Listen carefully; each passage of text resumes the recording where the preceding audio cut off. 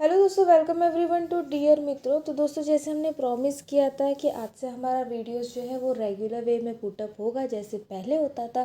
तो आज हम लोग इसका जो सेकंड पार्ट है हम लोग के बैंकिंग का वो मैं यहाँ पे पुटअप कर रही हूँ। जैसे मैंने उस वीडियो में पहले ही बता दिया है कि हमारे क्वेश्चन पेपर में शेड्यूल बैंक और नॉन शेड्यूल बैंक के अगेंस्ट में कभी कभार क्वेश्चन आता है यूनिट बैंकिंग और ब्रांच बैंकिंग का।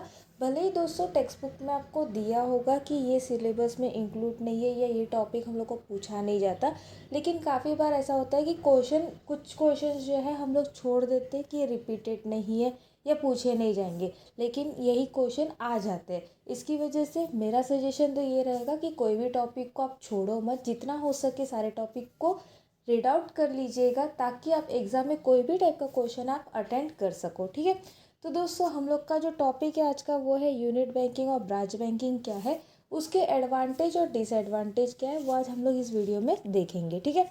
तो दोस्तों, हम लोग ने अभी कल देखा था कि कमर्शियल बैंक में होता क्या है। तो कमर्शियल बैंक क्या करती है, हम लोग के डिपॉजिट को एक्सेप्ट करती है और जब जिसको जैसी ज़रूरत रहेगी उसको वो पे कर देती है। उस पर ही हम लोग ने ये टाइप्स देखे थे कि शेड्यूल बैंक्स और नॉन शेड्यूल बैंक क्या रहता है। उसमें हमारा ये सेकंड टाइप है कि यूनिट बैंकिंग और ब्रांच बैंकिंग क्या होता है। ठीक है। तो दोस्तों, यूनिट बैंकिंग और ब्रांच बैंकिंग जो है वो फॉरेन कंट्रीज़ में एस्टेब्लिश्ड है, हमारे इंडिया में नहीं है। तो ये कौन से स्टेट्स एस्टेब्लिश करते हैं, एक हम लोग का यूनाइटेड स्टेट जो है वो इसको चलाता है और दूसरा इंग्लैंड।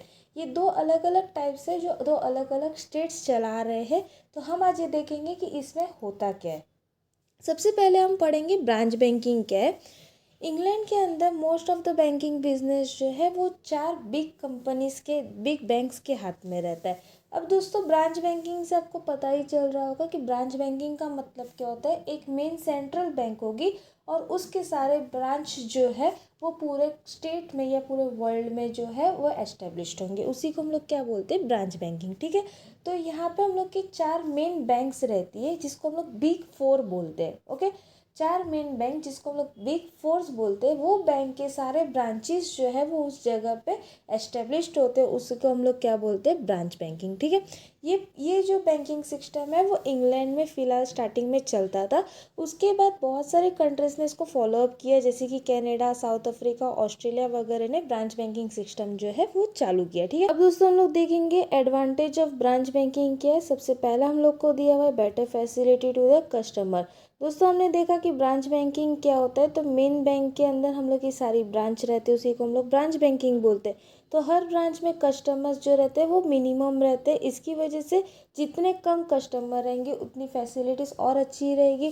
तो बेटर फैसिलिटीज़ हम लोग को मिल रही है कस्टमर को। सेकंड, हम लोग को दिया हुआ है ट्रांसफ़र ऑफ फंड। कभी भी ब्रांच बैंकिंग में हमारा रिजर्व जो है वो आइडल नहीं रहता। आइडल का मतलब क्या, पैसे ज़्यादा होंगे तो वो ऐसा नहीं कि वहीं पे वो स्टेगनेंट रहे।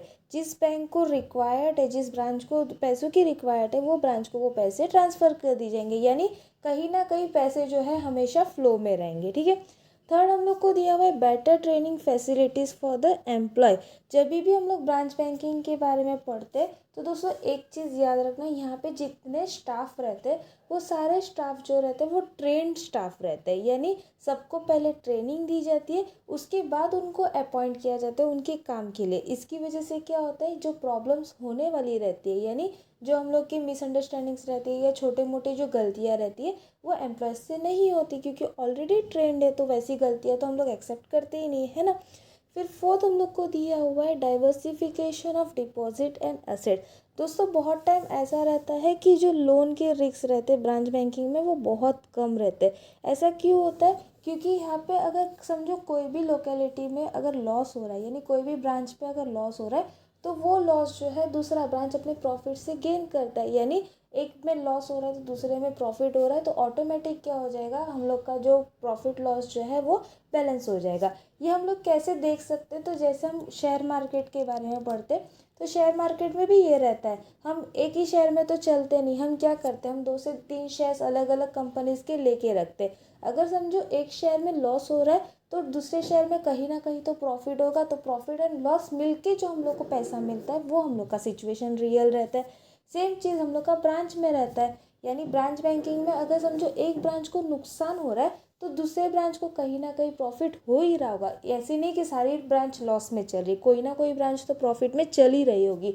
तो वो प्रॉफिट एंड लॉस सिचुएशन के हिसाब से हमारा जो पैसे है वो आते रहते हैं। इसकी वजह से यहाँ पे कहीं भी ऐसा नहीं होता कि लॉस हो रहा है, ठीक है। फिर उसके बाद फिफ्थ दिया हुआ है यूनिफॉर्म इंटरेस्ट रेट। दोस्तों ऊपर के टॉपिक से ही हम लोग का ये नीचे का एक टॉपिक बनता है uniform interest rate. Interest rate का मतलब दोस्तों क्या होता है? इंटरेस्ट रेट दोस्तों किसके ऊपर डिपेंड रहता है? कितना पैसा आना जाना है इसके ऊपर डिपेंड है ना।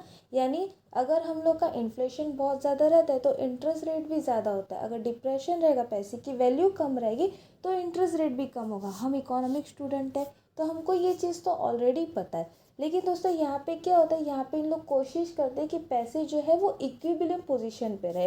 इक्विलिब्रियम पोजीशन पे दोस्तों होता क्या है कि अगर समझो कोई भी जगह पे यानी कोई भी ब्रांच पे ऐसा है कि पैसों की नीड नहीं है, पैसे ऐसे ही आइडल पे पड़े हुए, और दूसरे ब्रांच में पैसों की नीड आ रही है, तो वो ब्रांच क्या कर देगी, वो पैसे वहाँ पे ट्रांसफ़र कर देगी।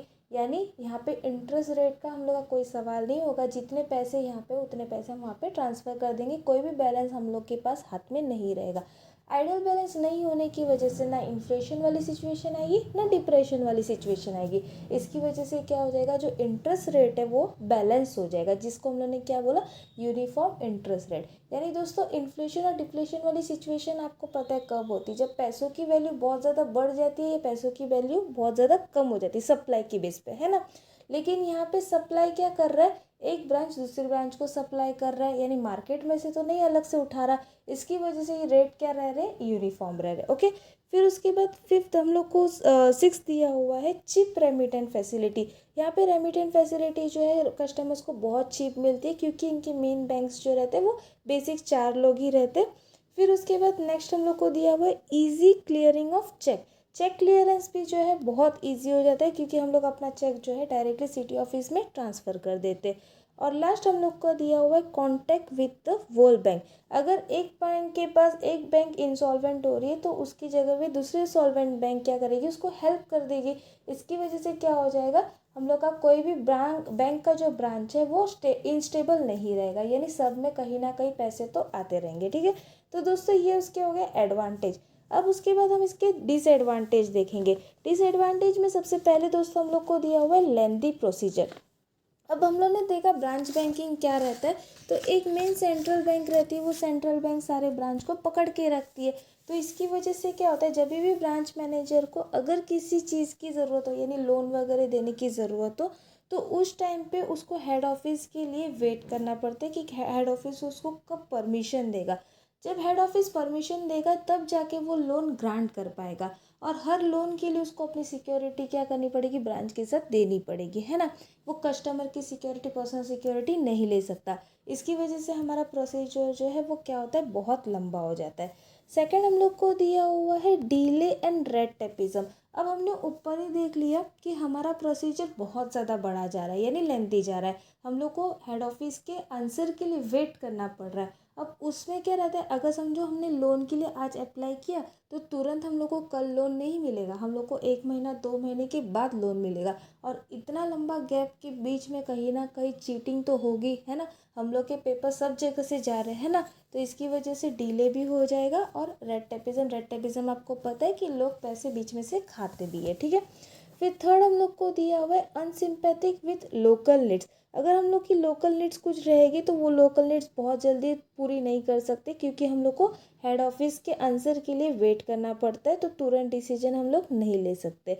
फिर फोर्थ हम लोग को दिया हुआ है फेलियर ऑफ बैंक में create bad situation through out the country. अगर एक बैंक अगर फेल हो रही है तो उसकी वजह से उसका इफेक्ट सभी बैंक के ऊपर होगा। हम लोग ने जैसे बोला कि सब बैंक एक दूसरे से जुड़ी हुई रहती है, इसकी वजह से पूरी कंट्री को नुकसान झेलना पड़ेगा, ठीक है। फिर फिफ्थ हम लोग को दिया हुआ है management cost is high on the large scale.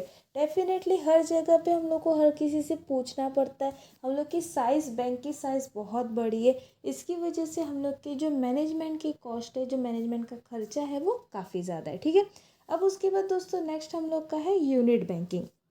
दोस्तों हमने ब्रांच बैंकिंग के बारे में पूरा पढ़ लिया। यूनिट बैंकिंग क्या रहता है, ब्रांच बैंकिंग क्या हमने पढ़ा कि एक पर्टिकुलर बैंक रहती है, उसकी ब्रांच पूरे जगह पे फैली हुई रहती है, वो हम लोग का ब्रांच बैंकिंग हो गया। यूनिट बैंकिंग क्या होता है, तो एक जगह पे एक बैंक, उसको हम लोग क्या बोलते हैं, यूनिट बैंकिंग। यूनिट के नाम से आपको पता चलता है एक सिंगल बैंक, है ना। यूनिट का मतलब एक सिंगल यूनिट। तो उसी को हम लोग क्या बोलते हैं, यूनिट बैंकिंग। दोस्तों आप अगर देखोगे तो एक का एडवांटेज वो दूसरे का डिसएडवांटेज बनता है, तो आप इसको ईजी वे में और कर सकते हो, ठीक है। तो यूनिट बैंकिंग का हम लोग एडवांटेज और डिसएडवांटेज अभी देखने जा रहे हैं। सबसे पहला इसका एडवांटेज दिया हुआ है personal knowledge of the borrower.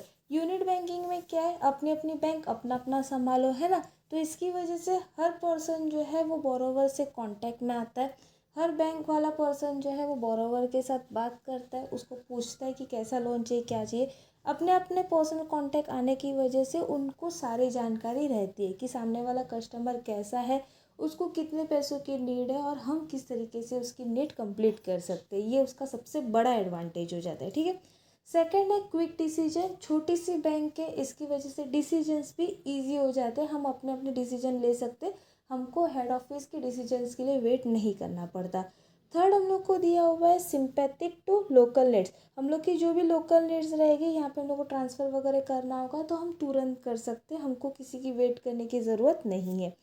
Fourth हम लोग को दिया हुआ है failure of bank is limited to the particular locality. अगर इन केस ऐसा हो गया कि कोई बैंक फेल हो गई तो उसका नुकसान वो पर्टिकुलर एरिया में ही होगा, पूरे वर्ल्ड में नहीं होगा। पहले वाले में हम लोग का क्या था, वो उसका इफेक्ट पूरे वर्ल्ड में होता था, लेकिन ये पर्टिकुलर एक बैंक अपनी अपनी ही है, तो जो भी नुकसान होगा वो अपने अपने को झेलना पड़ेगा, पूरे जगह पे नहीं आएगा, ठीक है। फिर हम लोग को दिया हुआ है मैनेजमेंट कॉस्ट में भी लो। यहाँ पे छोटी सी बैंक है, इसकी वजह से खर्चा भी हम लोग का कम ही है, लो है, ओके। और लास्ट हम लोग को दिया हुआ है local market makes more profit. जितनी ज़्यादा लोकल मार्केट होगी उतना ज़्यादा हम लोग का प्रॉफिट होगा, ठीक है।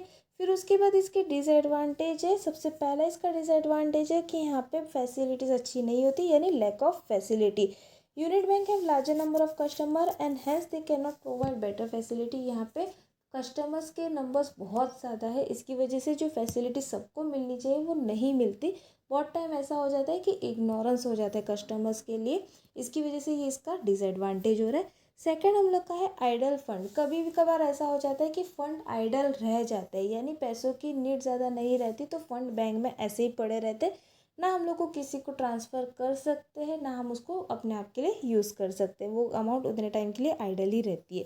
थर्ड हम लोग को दिया हुआ है डिप्रेस एरिया सफर मोर लॉस। अगर कोई बैंक ऐसी है जो डिप्रेशन वाले एरिया में चली गई है, यानी ऐसी जगह पे जहाँ पे पैसों की वैल्यू ज़्यादा नहीं है, या समझ लो पैसों की रिक्वायरमेंट ज़्यादा नहीं है, तो ऐसी जगह पे बैंक अगर एस्टेब्लिश हो रही है तो उस एरिया में उनको सबसे ज़्यादा नुकसान हो सकता है, ओके। और लास्ट हम लोग को दिया हुआ है कॉम्प्लिकेशन फॉर क्लियरिंग चेक। यहाँ पे हम लोग का क्लियरिंग का अगर कोई काम होगा तो उसमें टाइम लगता है, क्योंकि हम लोग को सारा काम अपने आप से करना है, हमारा कोई पर्टिकुलर सेंट्रल बैंक नहीं है। इसकी वजह से हम लोग के क्लियरिंग चेक के लिए बहुत ज़्यादा समय लगता है, या कभी कभार उसके लिए कॉम्प्लिकेशंस आते हैं। तो दोस्तों यहाँ पे हमारे एडवांटेज और डिसएडवांटेज दोनों के, यानी ब्रांच बैंकिंग के और यूनिट बैंकिंग के कंप्लीट हुए।